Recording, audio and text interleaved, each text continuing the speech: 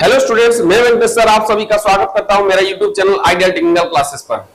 Students, आप सभी के मन में अभी जो खलबली मची हुई है ऑर्डिनेंस फैक्ट्री खमरिया की वैकेंसी को लेके, आज उसी के बारे में मैं आपको डिटेल बताने वाला हूं। 2 मिनट की वीडियो रहेगा, शांति से आप इसको समझ लीजिए, आप बहुत कुछ जान पाएंगे।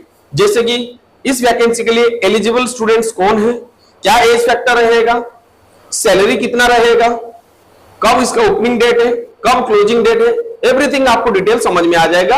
और आप सभी के लिए एक बहुत बड़ी वैकेंसी कब आने वाला है, ऑर्डिनेंस फैक्ट्री कब प्रोड्यूस करने वाला है, ये सभी चीज मैं अभी बताने वाला हूं। मात्र 2 मिनट की वीडियो है, आप बढ़िया से देख लीजिए।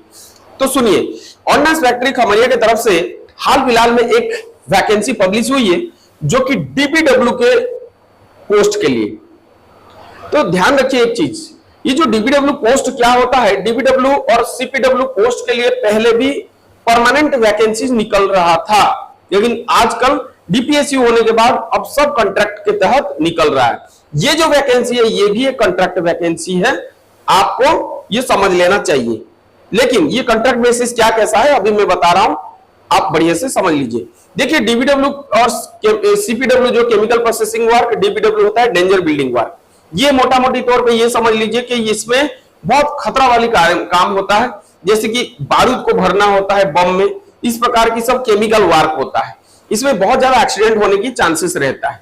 तो पहले इसकी जो एलिजिबिलिटी रखा गया था ये 8th पास स्टूडेंट के लिए सुटेबल था। उसके बाद धीरे धीरे कंपटीशन बढ़ा तो 10th पास स्टूडेंट के लिए हुआ। बिफोर कोरोना की बात करूं तो इसके लिए आईटीआई प्लस मतलब 10th प्लस आईटीआई स्टूडेंट्स के लिए एलिजिबल कर दिया गया था। अब एक स्पेसिफिक ट्रेड के लिए ये अभी डिमांड कर रहे हैं, जिसको एओसीपी बोला जाता है। एओसीपी का मतलब होता है attendant operator chemical plant. Okay, तो इस प्रकार की स्पेसिफिक ट्रेड के स्टूडेंट्स के लिए अब ये डिमांड कर रहे हैं। इसके साथ साथ मैं ये भी बता दूं कि ये जो वैकेंसी है ये नॉर्मल आईटीआई करके अगर आप सोच रहे हैं इसको भर देंगे तो आप नहीं भर पाएंगे, आप सब इसके लिए एलिजिबल नहीं है। इस वैकेंसी के लिए वही स्टूडेंट्स एलिजिबल है जो ऑर्डिनेंस फैक्ट्री में एओसीपी ट्रेड में अप्रेंटिसशिप किए हुए हैं, वही स्टूडेंट्स इसके लिए एलिजिबल हैं। तो इसीलिए नॉर्मल आईटीआई किया हुआ स्टूडेंट ये नहीं भर सकता है। और कितना सैलरी मिलेगा यहाँ पे भी स्पष्ट किया गया है, 19,900 प्लस डीए दिया गया है। मतलब आज के डेट में जो सेंट्रल गवर्नमेंट का डीए चल रहा है वो 42% चल रहा है।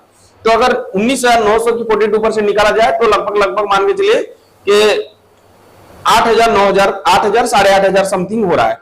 तो उसको अगर जोड़ दिया जाए लगभग ये मान के चलिए 29,000 समथिंग आपको इन हैंड सैलरी आपको मिलने वाला है अगर आप इसको क्वालिफाई कर जाते हैं। तो इस प्रकार की जो वैकेंसी है इसमें यूआर स्टूडेंट्स के लिए 23 पोस्ट, ओबीसी के लिए 11, एससी के लिए 26, एसटी के लिए 39 और ईडब्ल्यूएस स्टूडेंट्स के लिए 20 पोस्ट तथा एक सर्विसमैन के लिए 20 पोस्ट निकाला गया है। इसके साथ साथ आपका जो एज फैक्टर है वो 18 से 35 नॉर्मल एज फैक्टर दिया गया है। इसके साथ साथ आपको रिलैक्सेशन भी दिया जा रहा है, जैसे कि अगर एससी एसटी स्टूडेंट्स कोई भर रहा है तो 5 इयर्स उसको रिलैक्सेशन दिया गया। ओबीसी स्टूडेंट अगर कोई भर रहा है तो 3 इयर्स उसको रिलैक्सेशन दिया गया है। अगर एक सर्विसमैन कोई भर रहा है तो उसको 3 इयर्स रिलैक्सेशन दिया गया है। तो इसी प्रकार आपके एज फैक्टर को आप समझ लीजिएगा, अगर आप एलिजिबल हैं तो ही आप अप्लाई करिएगा, ठीक है।